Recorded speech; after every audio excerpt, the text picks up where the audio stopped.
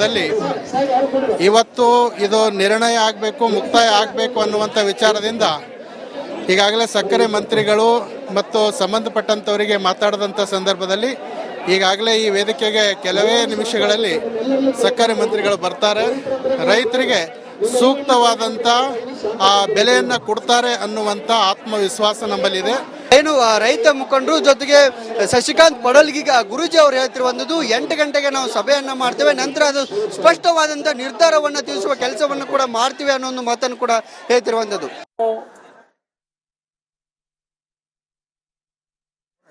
ಯಾವುದೇ ಬೇಕಾದ್ರೆ ರಾಜಕಾರಣ ಮಾಡಂದ್ರೆ ಮಾಡ್ತೀನಿ, ಬಿಡು ಅಂದ್ರೆ ಬಿಡ್ತೀನಿ, ಆದ್ರೆ ರೈತರ ವಿಚಾರದಲ್ಲಿ ಎಂದೂ ನಾನು ರಾಜಕಾರಣ ಮಾಡೋದಿಲ್ಲ ಅಂತೇಳಿ ನಿಮಗೆ ಪ್ರಮಾಣ ಮಾಡಿ ಹೇಳ್ತಿದ್ದೆ.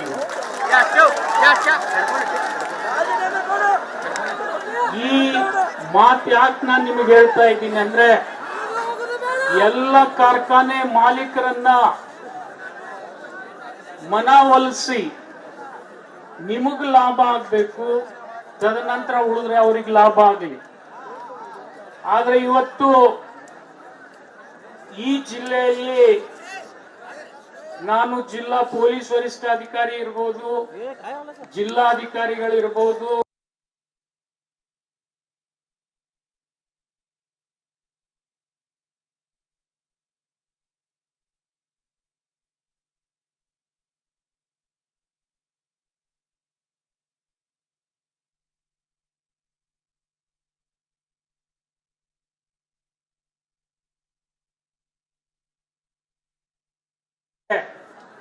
ನಿಮ್ ಸಹಕಾರ ಬಹಳ ಅವಶ್ಯ ಇದೆ. ಈ ಸಹಕಾರ ನೀವು ಕೊಡ್ತೀರ ಅನ್ನತಕ್ಕಂಥ ಆತ್ಮವಿಶ್ವಾಸದಿಂದ ನಾನು ನಿಮ್ ಕಡೆ ಬಂದಿದ್ದೀನಿ. ಎಲ್ಲ ನಿಮ್ ನಾಯಕರಲ್ಲಿ ನಾನು ವಿನಂತಿ ಮಾಡ್ಕೊಳ್ತೀನಿ, ಇವತ್ತು ರೈತನ ಕಬ್ಬು ಬೆಳೆದು ಕೆಲವೊಬ್ಬರದು 12 ತಿಂಗಳಾಗಿದೆ, ಕೆಲವೊಬ್ಬರದು 13 ತಿಂಗಳಾಗಿದೆ, ಕೆಲವೊಬ್ಬರದು 14 ತಿಂಗಳು ಕೂಡ ಆಗಿದೆ. 2 ಸಾಲ ಕಬ್ಬಿದ್ದಂತ ಈ ಎಲ್ಲ ಕಬ್ಬು ನುರಿಸಬೇಕಾದಂತ ಜವಾಬ್ದಾರಿ ಕೂಡ ಸರ್ಕಾರ. ಆ ಸಂದರ್ಭದಲ್ಲಿ ನಿಮ್ಮ ತಾಳ್ಮೆಯನ್ನ ನಾವು ಪರೀಕ್ಷೆ ಮಾಡ್ಲಿಕ್ಕೆ ಹೋಗೋದಿಲ್ಲ. ಇವತ್ತೇನಾಗಿದೆ ಅಂದ್ರೆ, ನೀವು ಮಾಡ್ತಕ್ಕಂಥ ಹೋರಾಟದಿಂದ ಇಡೀ ರಾಜ್ಯದಲ್ಲಿ ಕಾರ್ಖಾನೆಗಳನ್ನ ಬಂದಿಡತಕ್ಕಂಥ ಶಕ್ತಿ ನೀವು ಬೆಳಗಾವಿ ಜಿಲ್ಲೆಯವರು ಸೃಷ್ಟಿ ಮಾಡಿದ್ದೀರಿ ಅಂದ್ರೆ ಅದು ತಪ್ಪಾಗಲಿಕ್ಕಿಲ್ಲ ಅಂತ ಹೇಳ್ಬೇಕು. ಆದ್ರೆ ನಾವು ಒತ್ತಾಯ ಪೂರ್ವಕವಾಗಿ ಈ ಕಾರ್ಖಾನೆಗಳನ್ನ ಚಾಲೂ ಮಾಡ್ಲಿಕ್ಕೆ ಇಚ್ಛೆ ಪಡೋದಿಲ್ಲ. ನಿಮ್ಮ ಸಮಸ್ಯೆ ಬಗೆಹರಿಬೇಕು, ನಿಮ್ಮ ಮನದ ಮಾತು ಸರ್ಕಾರ ಮಾನ್ಯತೆ ಮಾಡಬೇಕಾದ್ರೆ ನಾನು ಒಂದು ವಿನಂತಿಯನ್ನ ಮೊದಲನೇದಾಗಿ ಶಾಂತರಾಗಿ ಕೇಳಿ, ನಾನು ಎಲ್ಲ ಪರಂ ಪೂಜ್ಯರಲ್ಲಿ ನಿಮ್ಮ ಹೋರಾಟಗಾರರಲ್ಲಿ ನಾನು ವಿನಂತಿ ಮಾಡ್ಕೊಳ್ತೀನಿ, ನಾಳೆ ಒಂದೇ ದಿವಸ ನೀವು ಗಡುವು ಕೊಡಬೇಡಿ, ನನಗೊಂದು 2 ದಿವಸ ಗಡುವು ಕೊಡಿ.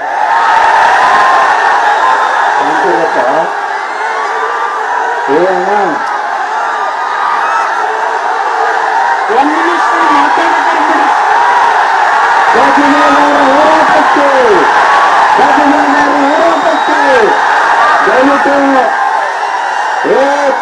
ಕೇಳ್ರಿ, ಕರ್ನಾಟಕ ರಾಜ್ಯ ರೈತ ಸಂಘಕ್ಕೆ ಅವ್ರು ಯಾಕೆ ಬಂದಾರು ಇಲ್ಲಿ ಕೇಳ್ರಿ. 1 ನಿಮಿಷ. ತಮ್ಮ ಬರೇ ಕೂಗ್ಬಾರ್ದು, ಹೋದ್ರೆ ಕೆಲಸ ಆಗುದಿಲ್ಲ.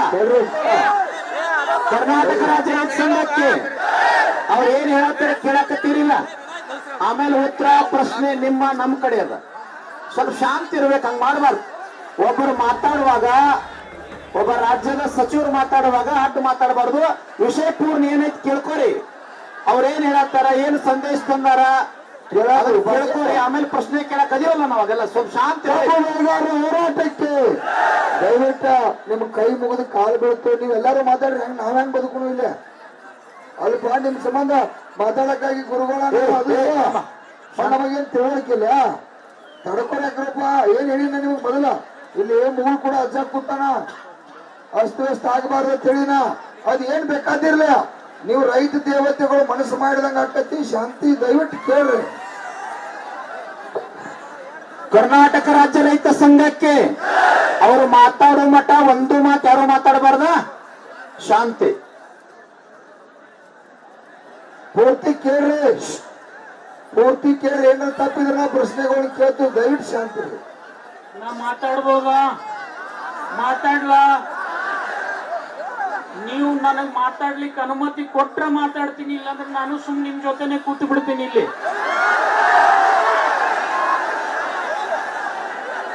ನನಗ ಸ್ವಲ್ಪ ತಮ್ಮಲ್ಲಿ ವಿನಂತಿ ಇದೆ. ಇದು ಬಹಳ ಸೂಕ್ಷ್ಮವಾಗಿರ್ತಕ್ಕಂಥ ವಿಚಾರ. ದಯಮಾಡಿ ಈ ಹೋರಾಟಗಳು ಇಲ್ಲೇ ಆಗಿಲ್ಲ. ದೇಶ ಮಟ್ಟದಲ್ಲಿ 1 ವರ್ಷ 34 ದಿವಸ ಹೋರಾಟ ಆಗಿದೆ. ಎಷ್ಟು ರೈತರು ತಾಳ್ಮೆಯಿಂದ ಬದುಕ್ಯಾರ ಅನ್ನೋದು ನಿಮ್ಗೆಲ್ಲ ಉದಾಹರಣೆ ಗೊತ್ತಿದೆ. ನೀವು 8 ದಿವಸನಲ್ಲಿ ತಾಳ್ಮೆ ಕಳ್ಕೋಬೇಡ್ರಿ. ನಮ್ಮ ಮೇಲೆ ಸ್ವಲ್ಪ ನಂಬಿಕೆ ಇಡ್ರಿ, ಇಷ್ಟೇ ನಿಮ್ಮಲ್ಲಿ. ನಾವು ಅಷ್ಟು ದಿವಸ ಒಯ್ಯುತ್ತಾ ಇಲ್ಲ. ನಾನು ನಿಮ್ಗೆ ಕೇಳಿದ್ದೆ 2 ದಿವಸ ಯಾಕಂತ ಕೇಳ್ರಿ, ಅದನ್ನು ಹೇಳ್ತೀನಿ. ಯಾಕೆ? ಒಂದ್ ನಿಮಿಷ ಕೇಳಪ್ಪ.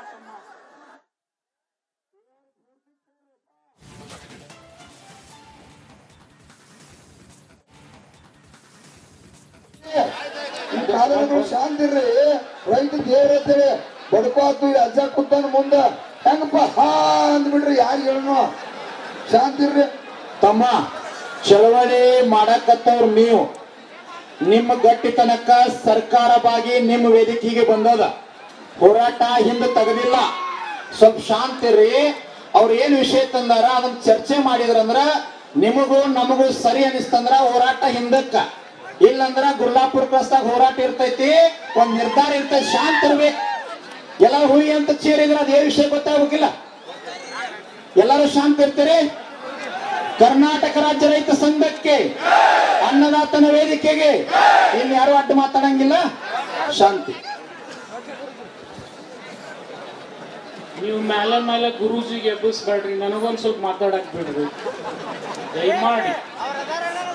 ಚಿನ್ನಪ್ಪಣ್ಣ ಇಲ್ಲ ಅದಾರ, ಅವ್ರು ಇರ್ತಾರ. ಶಿವಾನಂದ ಪಾಟೀಲ್ ಅವರು ಸ್ಥಳಕ್ಕೆ ಬಂದ್ರು. ಬಂದ ನಂತರ ಮಾತಾಡೋದಕ್ಕೆ ಆರಂಭ ಮಾಡಿದ್ರು. 2 ದಿನ ಸಮಯ ಕೊಡಿ ಅಂತ ಶಿವಾನಂದ ಪಾಟೀಲ್ ಹೇಳಿದ್ರು.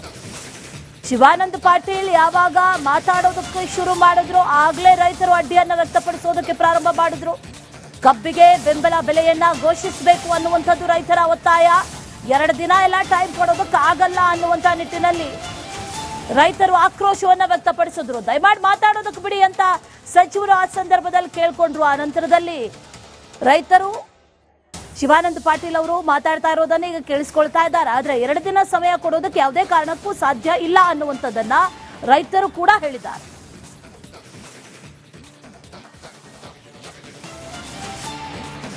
ಅಧ್ಯಕ್ಷನಾಗಿ 27 ವರ್ಷ ರೈತರ ಜೊತೆನೆ ವ್ಯವಹಾರ ಮಾಡ್ತಾ ಇದ್ದೀವಿ. ನಿಮಗೆ ಹೇಳ್ಬೇಕಪ್ಪ ಅಂತಂದ್ರೆ, ಇವತ್ತು ನನ್ನ DCC ಬ್ಯಾಂಕ್ ಅಕಸ್ಮಾತ್ ಬಾಗಲಕೋಟೆ ಬಿಜಾಪುರ 2 ಆಗದೆ ಹೋಗಿದ್ರೆ, ನಾನು 370 ಕೋಟಿ ವ್ಯವಹಾರ ಇದ್ದಾಗ ಬ್ಯಾಂಕ್ ಶುರು ಮಾಡೀನಿ.